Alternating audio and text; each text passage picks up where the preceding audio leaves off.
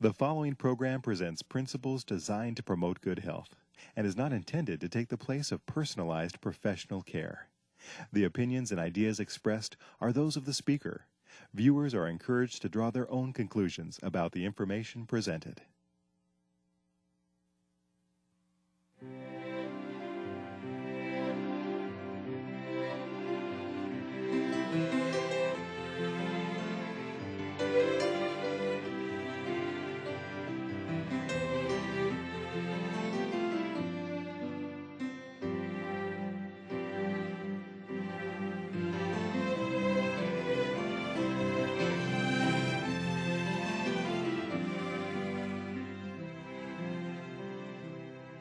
Hello and welcome to Health for a Lifetime. I'm your host, Don McIntosh, and we're glad that you've joined us today.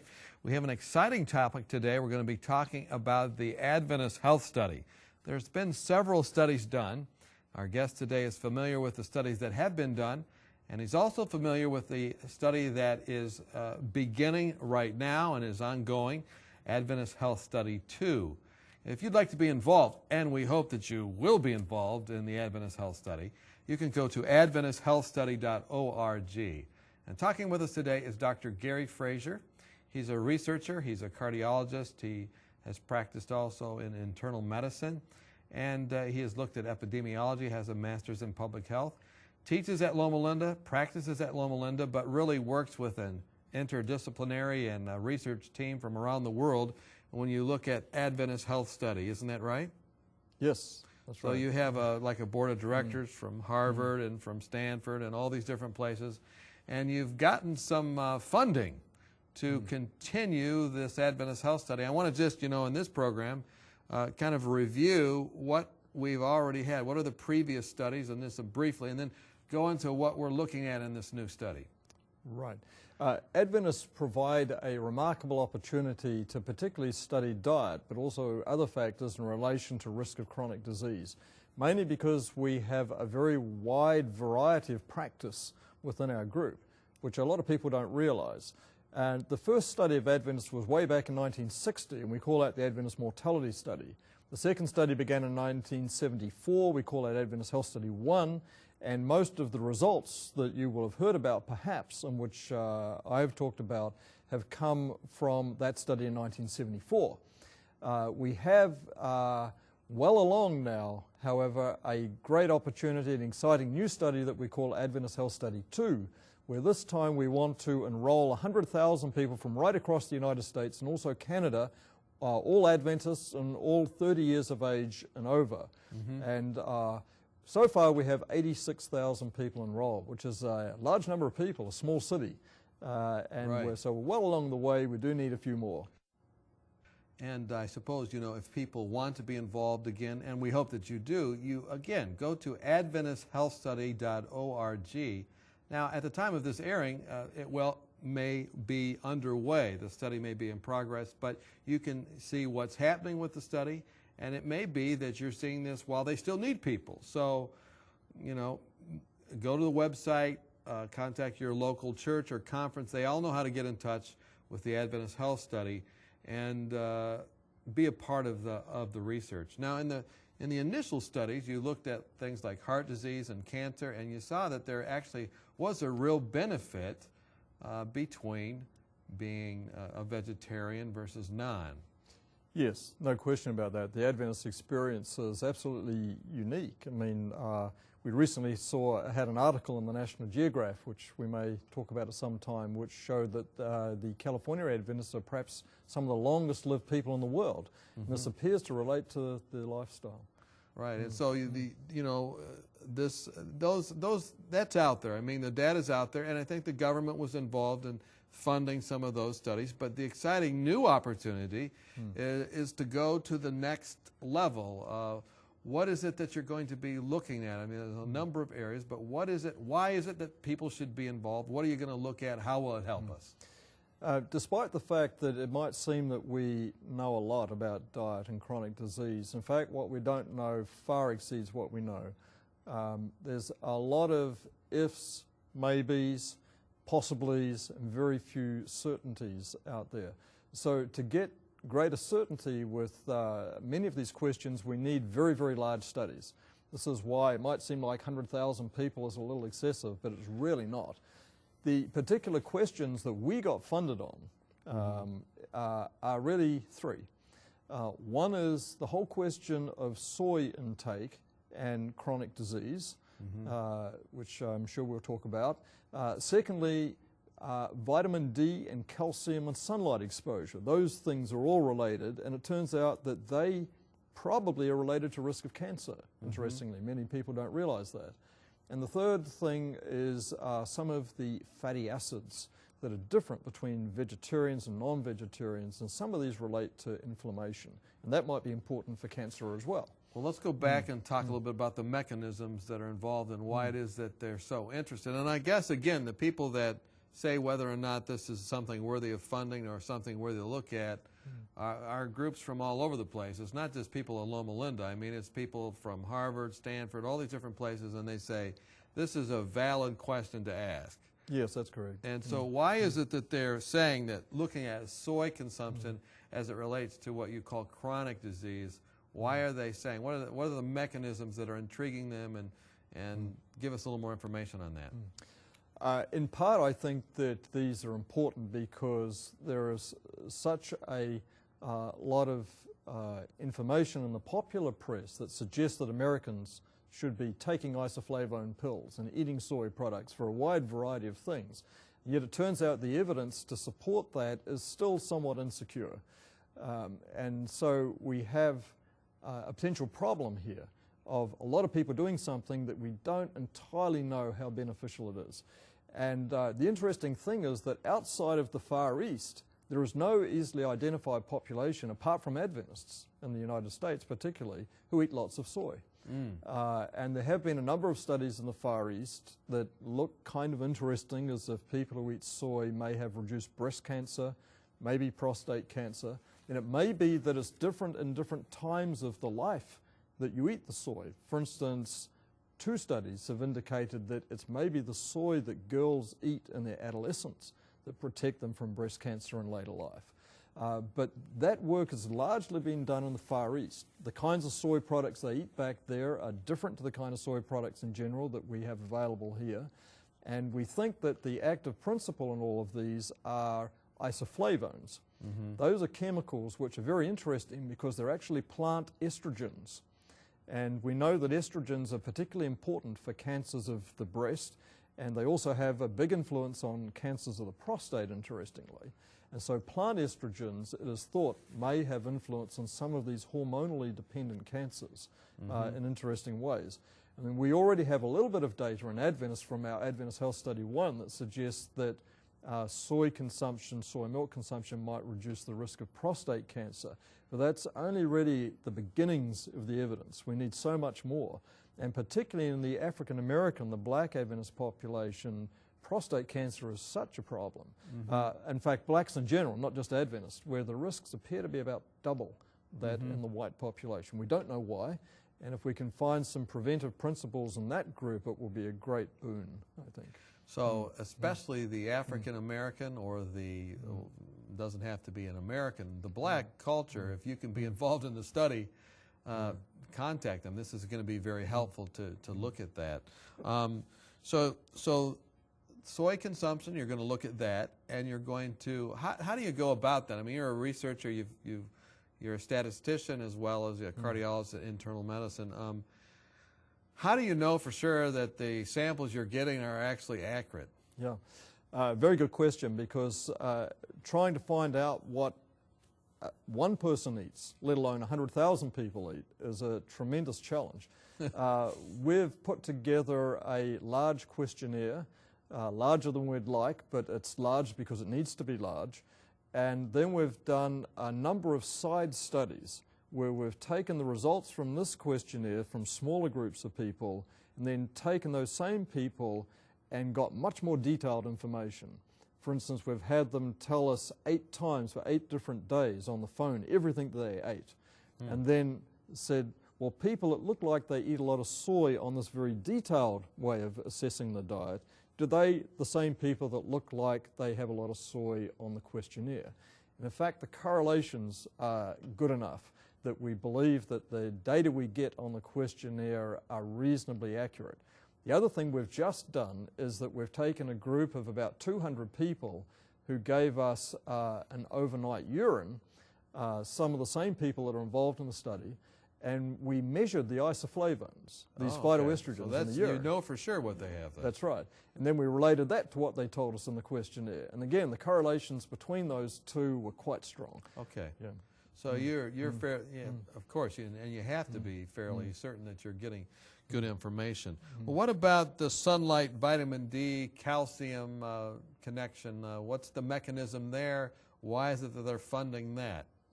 Vitamin D is something which everybody knows prevents rickets and osteomalacia and bone health. But it turns out in the last 10 years or so, scientists have come to realize that it's a much more interesting substance than that. It turns out that it's probably got anti-inflammatory properties.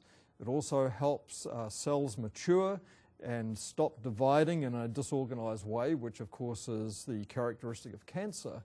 And so we have some evidence already that vitamin D is an anti-cancer principle.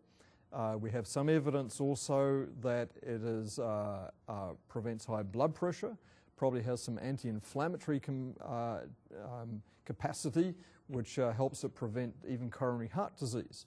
Now this is all cutting edge kind of stuff, and the evidence is highly suggestive, but it's not really secure, and this is why we get funded to look at this. But it's a very, very interesting substance, and moreover, probably most Americans are mildly or moderately deficient. And where does the sunlight come in? Most of the vitamin D we get actually comes from sun exposure. Some of it comes from dairy products that have been supplemented with vitamin D, and others will come from fish, oily fish, those that which is really about the only natural product that has much vitamin D.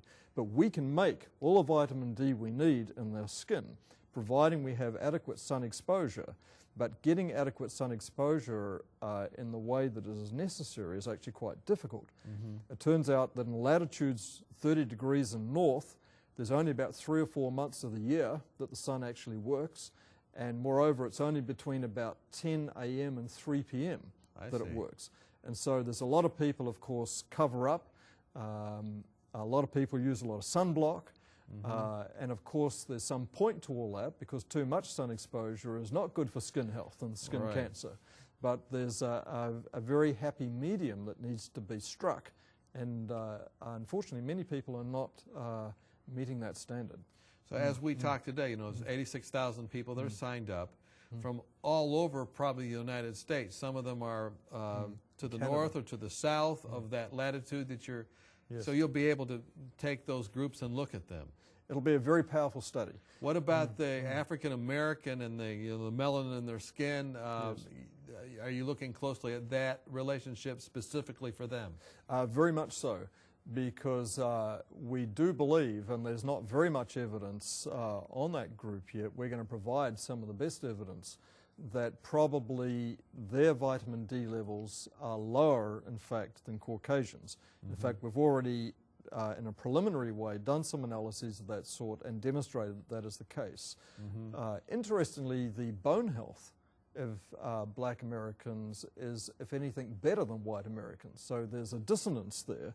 But whether the vitamin D protective qualities on cancer and heart disease might still show themselves in the black community because of their lower levels of vitamin D remains an open possibility. We're talking with Dr. Gary Fraser. He's the principal researcher of the Adventist Health Study, and we'd like you to be a part of that. I don't know when you'll be watching this, but as we make the program, we definitely need more help, people enlisting in the study. And you can go to AdventistHealthStudy.org to be a part of that. Contact your local health temperance leader in your conference. They can get you contact information. When we come back, we'll continue talking about the exciting opportunity we have in Adventist Health Study 2. We hope that you join us. Have you found yourself wishing that you could shed a few pounds? Have you been on a diet for most of your life, but not found anything that will really keep the weight off? If you've answered yes to any of these questions, then we have a solution for you that works. Dr. Hans Deal and Dr. Eileen Ludington have written a marvelous booklet called Reversing Obesity Naturally, and we'd like to send it to you free of charge. Here's a medically sound approach successfully used by thousands who were able to eat more and lose weight permanently without feeling guilty or hungry through lifestyle medicine. Dr. Deal and Dr. Ludington have been featured on 3ABN, and in this booklet, they present a sensible approach to eating, nutrition, and lifestyle changes that can help you prevent heart disease, diabetes, and even cancer. Call or write today for your free copy of Reversing Obesity Naturally, and you could be on your way to a healthier, happier you. It's absolutely free of charge, so call or write today. Welcome back. We're talking with Dr. Gary Fraser. We're talking about the Adventist Health Study. And this is an exciting opportunity. I hope that you're a part of it already if you're a Seventh-day Adventist Christian. If not, go to adventisthealthstudy.org. And Dr. Fraser, you know, you've been sharing some just fascinating things, not only about what's been done, which really lays the foundation for these. You wrote a book published by Oxford for, what is it, about 250, 300 studies that have been done on Seventh-day Adventists? Yes, published studies. Published studies, and so people look at them. They're like one of the only vegetarian groups in Western cultures, as opposed to maybe the East. And then also this National Geographic recently was published that profiles the Okinawans, the Sardinians, and then the Seventh-day Adventists. But the real thing is this exciting opportunity that we have now is based on the research that was done a number of years ago, isn't it? Oh, very much so. So this Adventist Health Study, too, we talked in the first half about soy and consumption and the possible relationship between that and chronic diseases like cancer. You also talked about the sunlight, vitamin D, calcium connection. But there's other things that also they're wanting to look at. One of them is dietary fats. What's the mechanism there? Why are they looking at that? Of course, vegetarians or people who trend in that direction have a rather different intake of fatty acids than non-vegetarians. Specifically, they have, of course, much less of the saturated fat, or turning it over, the non-vegetarians eat much more saturated fat. And that has all kinds of implications for their blood cholesterol and heart disease, of course. But it probably also has implications for cancer risk. Also, the meat and dairy products contain a particular long-chain unsaturated fatty acid called arachidonic acid.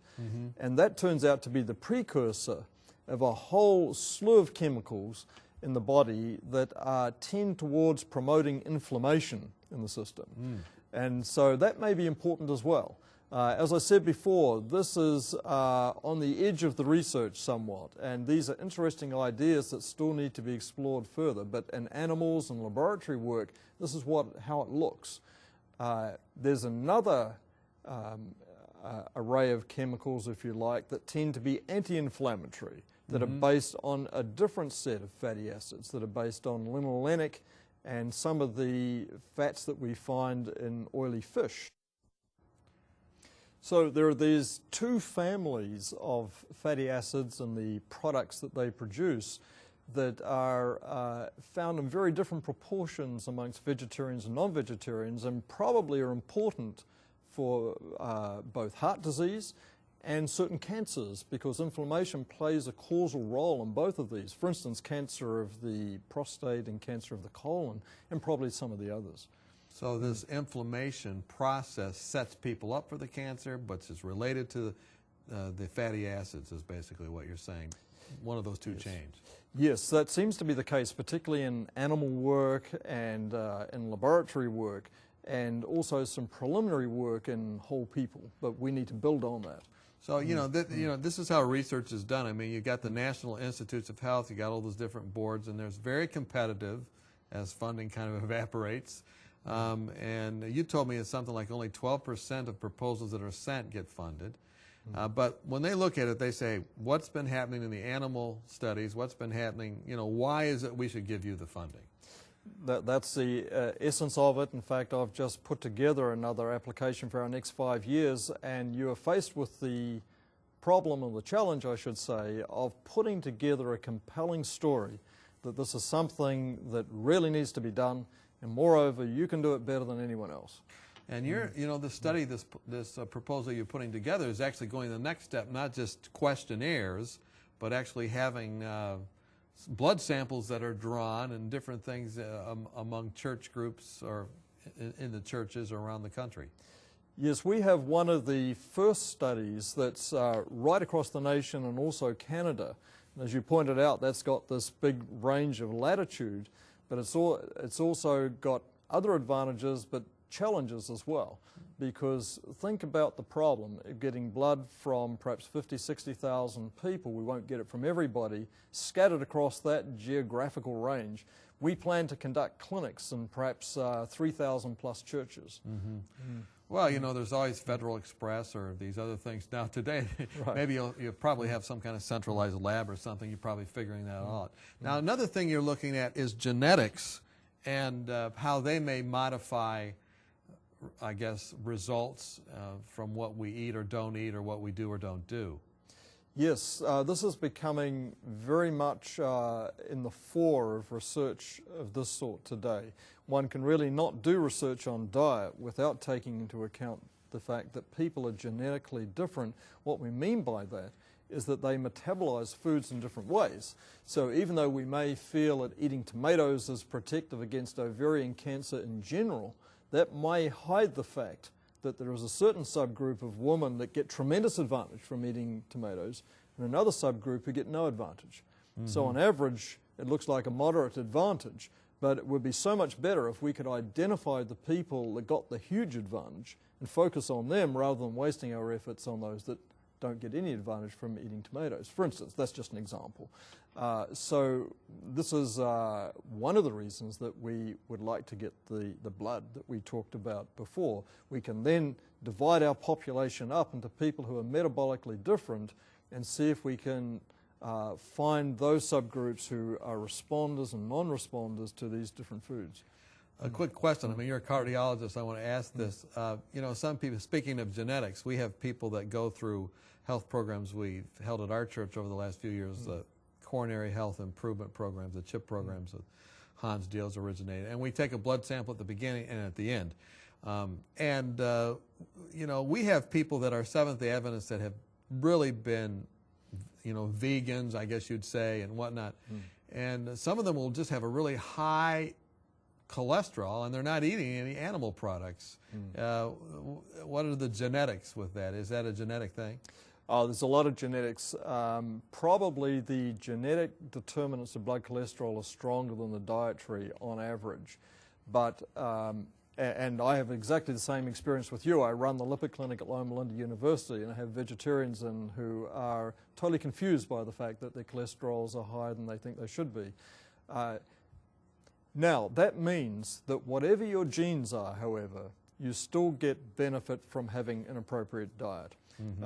If my cholesterol is now 250 because I have some genes that are not so good, if I didn't have an appropriate diet, that'd probably be 300. So it's always worthwhile living properly, but there are that group of people who will probably need medications in addition to get them down to the levels that we now know are ideal. So in other words, just because it's genetic and it wasn't anything you did wrong, it's still not something to ignore. If you have cholesterol that's elevated, you need to get it down. Oh, very much so that's the case, yes. Okay, so we've talked about the opportunity we have with Adventist Health Study 2, building on what's happened with Adventist Health Study 1. One other thing, and I want to bring it up in this segment as well, is you're going to look at religiosity as it relates to mortality. Talk with us a little bit about that. Right. Initially it started off that people noticed that Seventh-day Adventists and Latter-day Saints and some others had some differences in their health experience. So that's kind of a denominational identifier, if you like. Then people got to looking at church attendance, many different denominations, and found that the people that attended church more regularly had a lower risk of mortality, and particularly coronary heart disease mortality, but then got to thinking that it probably just wasn't attendance that was important. So what could it be? It was probably something much more subtle than that. It may be several things. There's usually not just one factor in these. But religion can interface with your life in many, many different ways and provide potential for protection and also for harm, actually. And so we need to dig a lot deeper than that. And we're interested in things like prayer life, attitudes to prayer amongst Adventists, but not only Adventists, the Sabbath day and the concept of a Sabbath day rest. Many people will interpret the Sabbath in a very different way to others. Some will go out and do all kinds of activities in nature. Others take it very literally as a rest. Others see it as a burden. They wish that they were able to do something else. So there's... You're going to be looking at those. Exactly, the different... And that'll be fascinating. I think also, I mean, this will be applicable not just to Seventh-day Adventists, of course, but yes. We'll learn lessons for just about everybody. Oh, yes, and that's, of course, we got funded because we could make the point that Adventists have many things in common with many other denominations, and what we would learn amongst Adventists with the great variety that we have of practice and belief will be applicable in a broader sense. Now, I don't want to put you on the spot or anything, but you're a researcher from Loma Linda University. You've been a Seventh-day Adventist a number of years. The writings of Ellen White, sometimes people they respond in different ways to those, but as a researcher over the last 30 years, do you have more or less confidence in Ellen White as you're coming through this research? Oh, I think the advice that she gave the church on health has been just a marvelous benefit. Here we are as a group that have had for 140 years in her writings information which the general population has really only had, is only getting now, or certainly has not had for more than 10 or 15 years. And I see in Adventism this being a gift which is our responsibility to give to our neighbors and friends to the world, not something to keep for ourselves. Thank you so much, Dr. Fraser, for what you do in research and for what you're doing there at Loma Linda and spearheading this. I mean, the Lord has really gifted you to be in that position, and I know you take it seriously, and thank you for what you do, and thank you for being with us today. Well, thank you for the invitation. Good. And thank you for joining us today on Health for a Lifetime. If you have not become a part of the Adventist Health Study, I think the doctor will agree with me, please sign up now, especially if you're an African American, but no matter what you are, continue to be involved in the process. AdventistHealthStudy.org is where you would go to sign up, or you can contact the people in your local church or conference. And this research that's done today can help not only you, but it can help many other people. So take it serious, and thanks for joining us.